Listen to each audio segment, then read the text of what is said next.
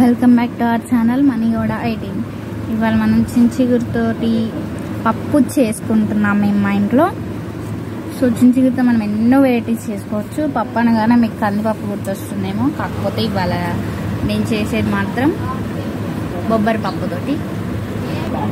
ఇలా కందిపప్పు కాకుండా పెసరపప్పుతో కూడా మనం చేసుకోవచ్చు. పప్పు అనేది ఆప్షనల్ అనమాట. మనం ఏ పప్పుతో అయినా వెరైటీగా చేసుకోవచ్చు.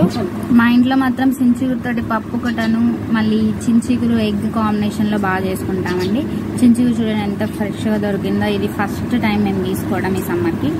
బట్ ఈ సమ్మర్ మాత్రం అసలు చాలా వేడుంది, ఎండ కూడా బాగా వస్తుంది. 45 degrees నుంచి 46 degrees వరకు ఉంటుంది.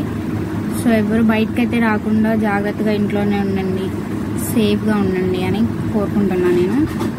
ఇదిగోండి చించిగురు పప్పు ready.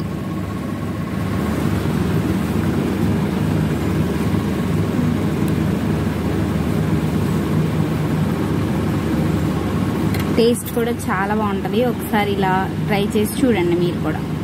Thank you. Like, share and subscribe.